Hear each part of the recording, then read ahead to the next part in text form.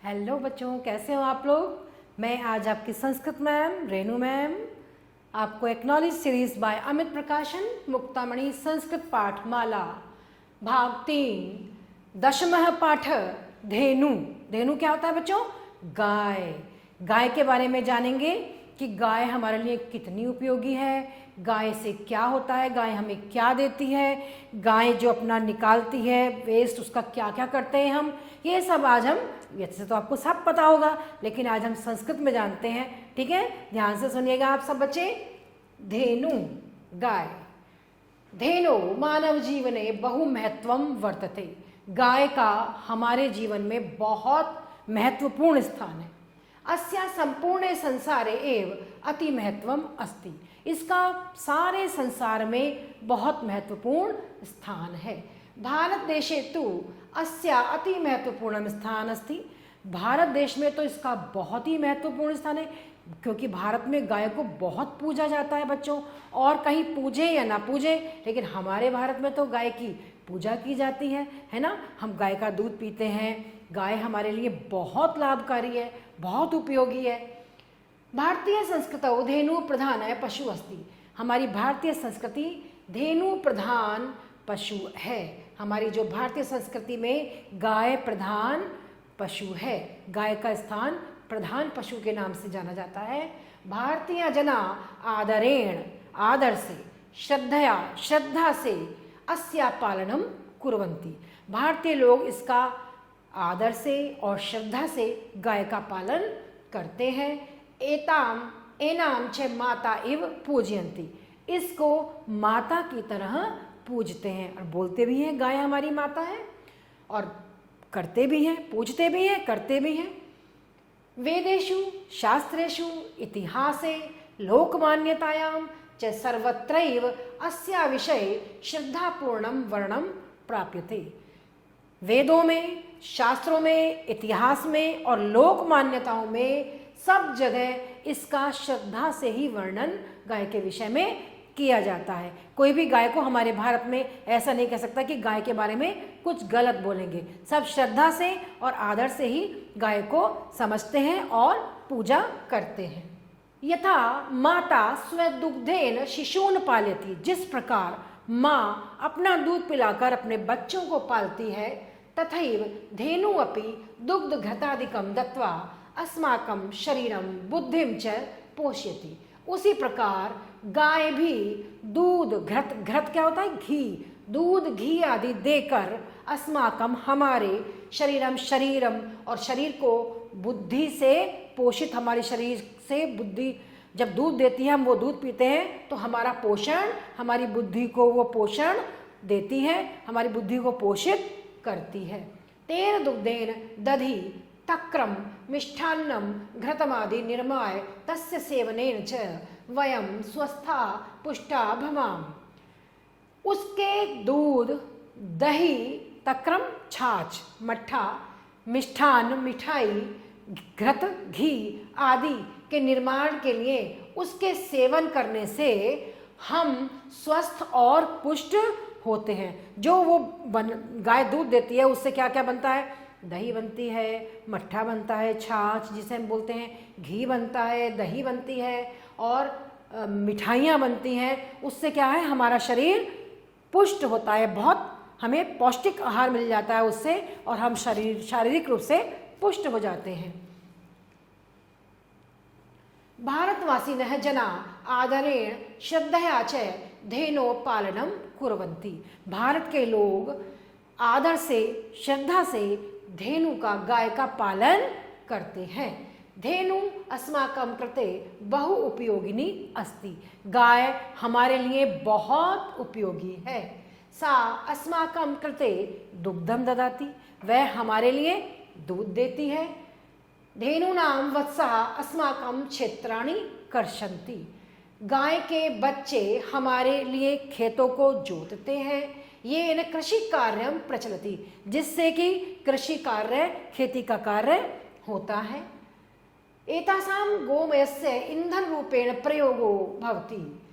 इसके गोबर से, गोबर के ईंधन रूपी प्रयोग, इसके गोबर का ईंधन के रूप में प्रयोग किया जाता है, क्योंकि इसके गोबर से वो बनाते हैं ना, देखा होगा आपने, कहीं कंडे बनाते हैं, उपले बनाते हैं, तो ईंधन के रूप में इसका प्रयोग किया जाता है। जब ये इनको जलाते हैं तो उस पर बहुत परिवारों में तो ऐसा होता है भारत में कि जब इनके ईंधन से, इनको जब ईंधन में जलाते हैं, इनके बना हुए उपले कंडे जिन्हें बोलते हैं, या कि ये गोबर के छोटे छोटे से उपले बनाते हैं, उनको जब जलाते हैं तभी लोगों के परिवारों में खाना मिल पाता है।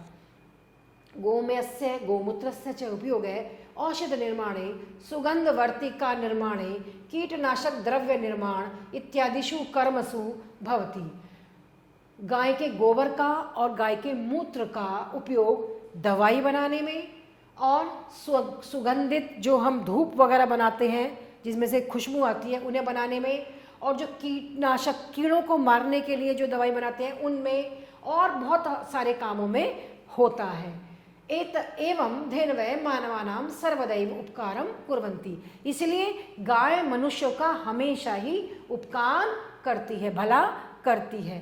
अतः श्री कृष्ण कथयति, इसलिए श्री कृष्ण कहते हैं, आपको पता है श्री कृष्ण के तो हर समय पास में गायें ही रहती हैं, वो तो गाय ही चराते थे। उनके घर में तो इतनी सारी गायें थी, उनके नंद बाबा के घर में, तो वो तो गायों को ही प्यार करते थे। तो श्री कृष्ण क्या कहते हैं? श्री कृष्ण कहते हैं धेनवः अग्रतः सन्तु, धेनवः सन्तु पृष्ठतः। गाय ही हमारे आगे चलती है और गाय ही हमारे पीछे चलती है। धेनवः सर्वतः सन्तु, धेनु मध्ये वसाम्यहम्।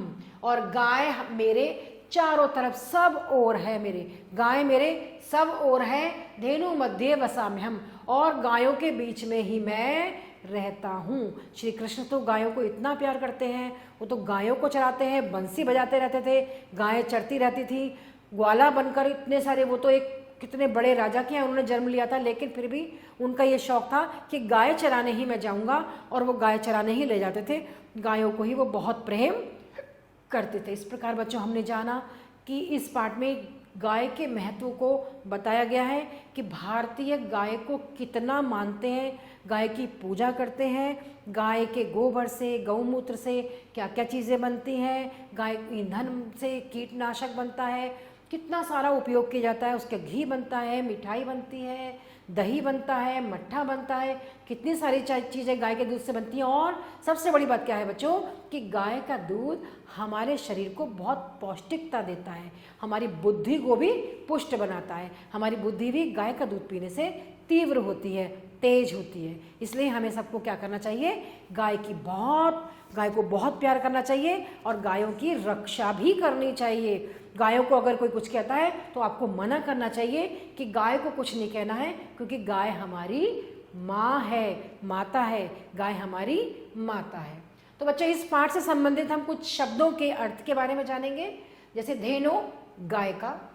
भारतीय संस्कृति में लोक मान्यता में शिशुओं को प्राप्यते माने पाया जाता है, पालयति पालती है, पोषयति पोषण करती है, श्रद्धया माने श्रद्धा के साथ, तक्रम माने मट्ठा, कर्षन्ति माने जोतते हैं, गोमयम माने गोबर, कर्मसु कार्यों में, कामों में, अग्रतः आगे से, धेनवः गायें, पृष्ठतः पीछे से, सर्वतः चारों ओर, वसाम्यहम मैं वास करता हूँ, अहम वसामी माने मैं वास करता हूँ, मैं रहता हूँ, मैं निवास करता हूँ। इस प्रकार बच्चों हमने इस पाठ के कुछ शब्द देखे और उनके अर्थों के बारे में जाना।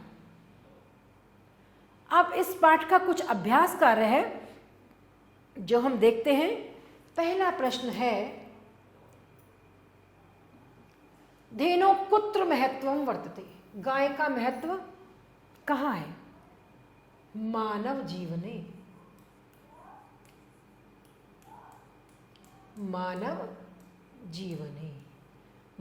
मनुष्य के जीवन में गाय का बहुत महत्व है। भारतीय धेनु कथम पालयन्ति पूजयन्ति। भारतीय गाय किस प्रकार उसका पालन होता है और उसका पूजन होता है। तो भारतीय धेनु आदर से, श्रद्धापूर्वक और आदर से पूजन किया जाता है और पाला जाता है। नेक्स्ट क्वेश्चन है धेनो गोमस्य गोमूत्रस्य च कस्मिन् उपयोगः भवति। गाय के गोबर का और गाय के मूत्र का किस चीज में उपयोग होता है? गोमस्य गोमूत्रस्य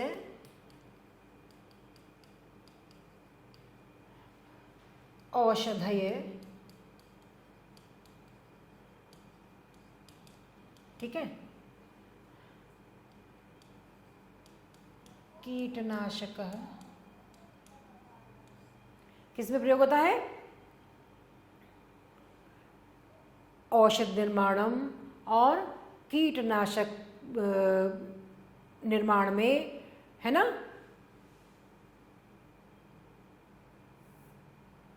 औषधीय निर्माणम कीटनाशक निर्माणम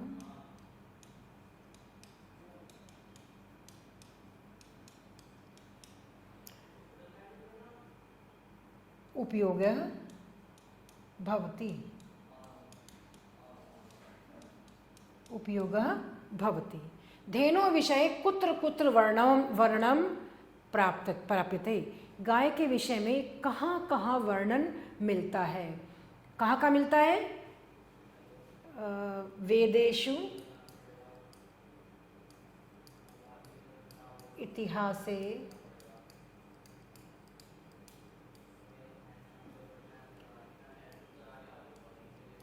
अस्य वर्णनम प्राप्यते। फिर है वयम कथम पुष्टा भवामः। हम कैसे पुष्ट हो जाते हैं? हम धेनो दुग्धम पीत्वा वयम, कब तक करा रहे हो आप? मतलब अभी 2 बजे तक? हाँ, अच्छा, तो पुष्टा, मैम आधे घंटे में आ रहा हूँ मैं, ठीक है, आप कराते रहना, स्टार्ट कर दो। पुष्टा भवामः। धेनो दुग्धम पीत्वा वयम पुष्टा भवामः। गाय का दूध पीकर हम पुष्ट हो जाते हैं। गाय का दूध पीकर हम पुष्ट हो जाते हैं, हमारी बुद्धि भी अच्छी हो जाती है।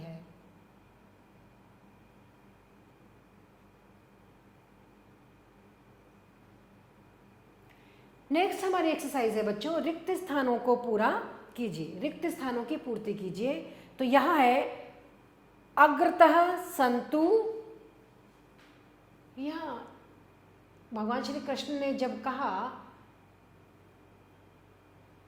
अग्रतः संतु धेनवः संतु पृष्ठतः, गाय ही मेरे आगे है और गाय ही मेरे पीछे है। सा अस्माकं कृते, वह हमारे लिए डैश ददाती, क्या देती है? दुग्धम, वह हमारे लिए दूध देती है। डैश अस्माकं क्षेत्राणि कर्षन्ति, हमारे खेतों को कौन करते हैं? कौन सींचते हैं? धेनुना वत्सा, गाय के धेनुना वत्सा, गाय के बच्चे। धेनु अस्माकं कृते बहु उपयोगी अस्ति।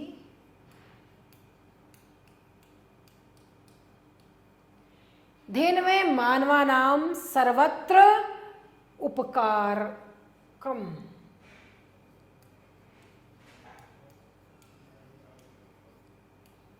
धेनवः मानवानां सर्वत्र उपकारकम्। धेनु मानवों के लिए सब जगह उपकार, मानवों का सब जगह पर उपकार करती है।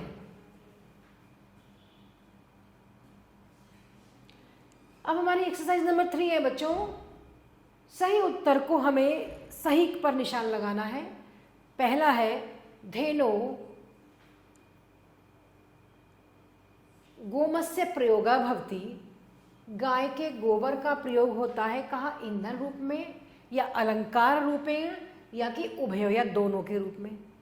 अलंकार रूपेण तो नहीं होता, इसलिए दोनों रूप में तो हुआ नहीं, तो यहाँ ईंधन रूप में इसका प्रयोग होता है, उसके गोबर का, है ना। दूसरा है धेनु इति पदस्य पर्याय अस्ति। धेनु इसका पद का पर्यायवाची क्या है? वृषभ बैल, या कि अजा बकरी, या कि सुरभि गाय। तो धेनु का पर्यायवाची क्या हुआ? सुरभि गाय। नेक्स्ट है तक्रम इति पदस्य अर्थ अस्ति। तक्रम इस पद का अर्थ क्या है? मट्ठा, या कि घी, या कि दूध। क्या है इसका अर्थ? मट्ठा, छाछ। इसका अर्थ हुआ मट्ठा या कि छाछ। अब प्रश्न नंबर 4 है बच्चों, यहां निम्नलिखित पदों के विभक्ति वचन लिखो। निम्नलिखित पदों के विभक्ति वचन और लिंग लिखो।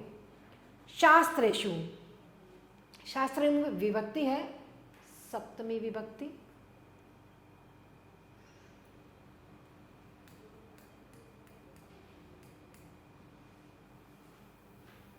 सप्तमी विभक्ति बहुवचन नपुंसकलिंग। ठीक है। अस्माकम, अस्माकम है हमारा षष्ठी विभक्ति बहुवचन हमारा।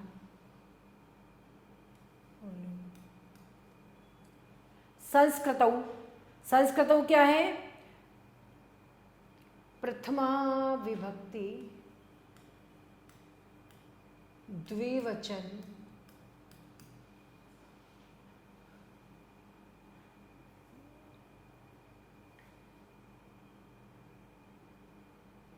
स्त्रीलिंग। मानवानाम, मानवानाम मनुष्यों के लिए क्या है? मनुष्य के लिए षष्ठी विभक्ति बहुवचन। मनुष्य तो पुल्लिंग है, मानव। वेदानाम, वेदानाम भी षष्ठी विभक्ति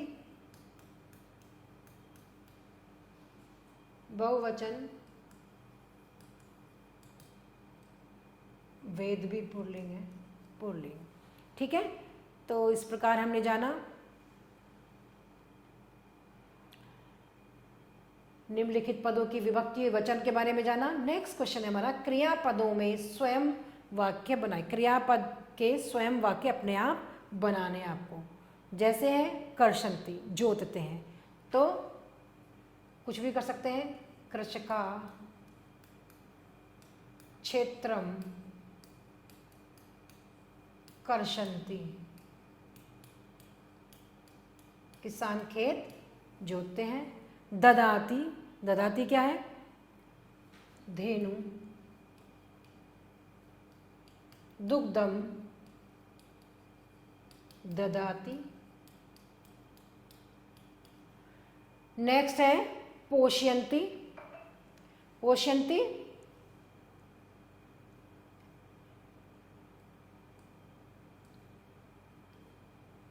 धेनु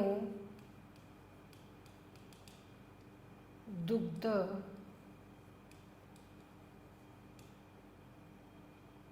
अस्माकं पोषयति।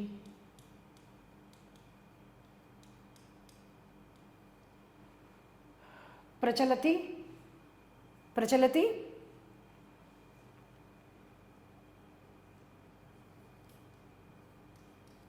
इति प्रचलति।